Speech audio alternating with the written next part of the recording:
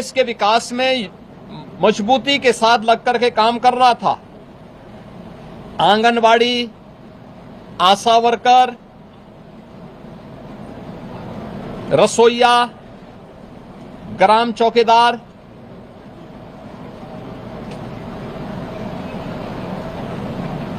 आपके कोटेदार, इन सब के साथ साथ उस हरेक तबके को छूने का प्रयास किया था जिनके मानदेय बढ़ने हैं। निराश्रित महिला पेंशन, वृद्धावस्था पेंशन, दिव्यांगजन पेंशन में भी वृद्धि हो, चर्चा हो। जो लोग अब तक इन योजनाओं से जुड़ नहीं पाए थे उन लोगों को जोड़ने का प्रावधान हो, इन सब पे सदन में चर्चा हो। लेकिन समाजवादी पार्टी का नकारात्मक रवैया। आप सभी को मेरा नमस्कार, स्वागत है आप सभी का आपके अपने चैनल में जिसका नाम है न्यू अपडेट। जैसा कि आपने अभी सुना कि हमारे सीएम योगी आदित्यनाथ जी ने बताया कि अनुपूरक बजट पेश किया गया है, साथ में सभी कर्मचारियों को किस तरह लाभ दिया जाएगा और किस तरह सभी की सैलरी बढ़ाई जाएगी, इस पर बजट पेश कर दिया गया है।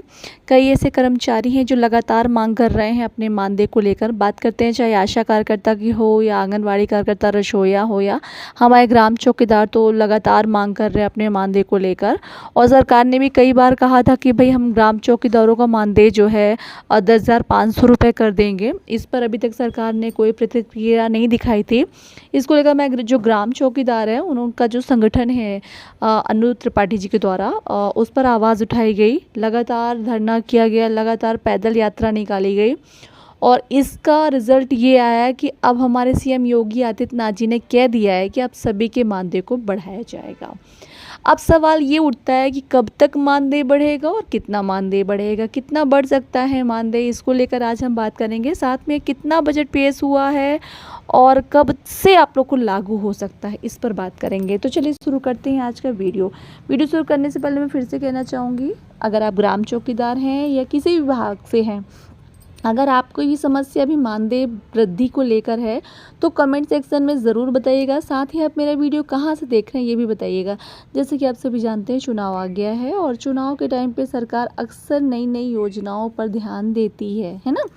अब बात करते हैं, सरकार ने साफ साफ कह दिया है कि हमारे जो 7.50 लाख कर्मचारियों का मानदेय बढ़ाया जाएगा। सीएम ने कहा 1-1.5 हफ्ते में शुरू होगा आउटसोर्स आयोग।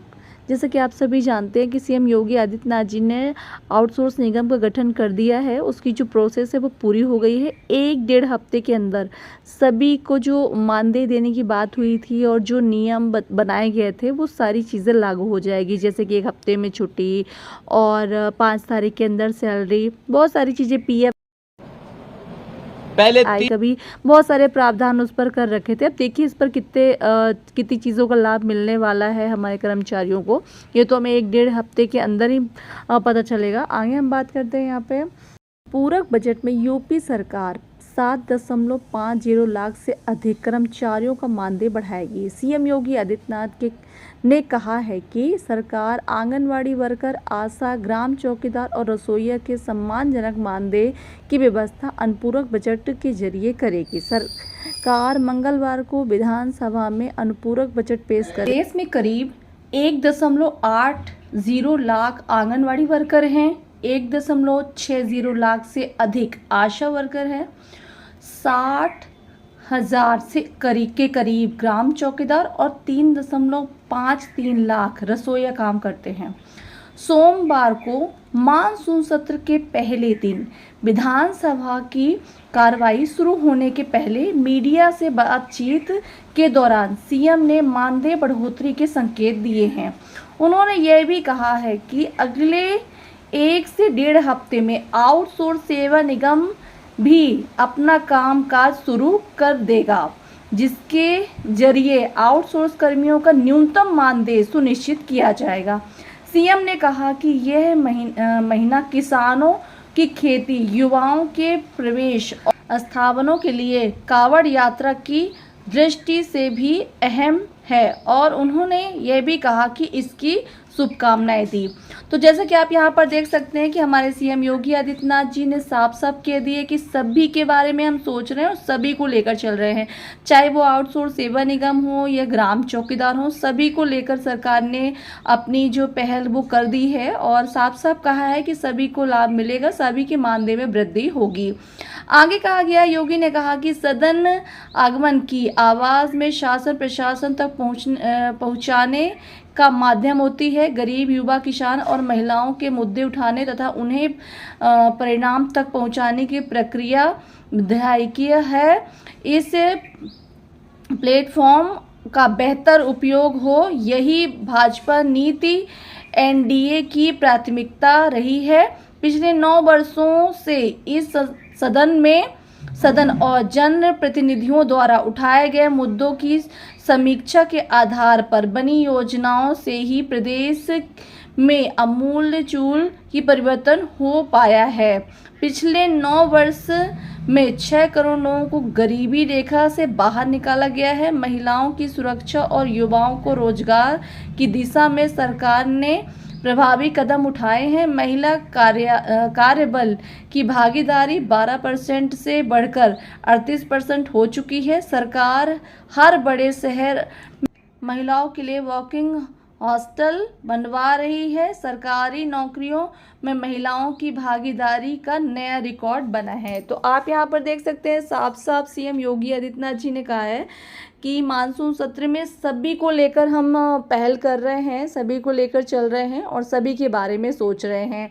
अब सवाल यहीं पर है कि भाई सीएम जी ने कहा कि हमारे भाई 60,000 ग्राम चौकीदार हैं और उनके मानदेय को बढ़ाया जाएगा। अब देखिए, इस पर अभी ये पुष्टि नहीं की गई कितना मानदेय आपका बढ़ने वाला है और कब से बढ़ने वाला है। इसको लगातार हमें सरकार से बात करनी होगी और लगातार सरकार से मांग करनी होगी कि भाई जल्द से जल्द हमारे ग्राम चौकीदारों का मानदेय बढ़वा दें, क्योंकि आप भी जानते हैं कि बहुत पहले सरकार ने इस चीज़ को कहा था कि हाँ, आश्वासन दिया था कि हाँ भाई आप लोग का मानदेय बढ़ेगा।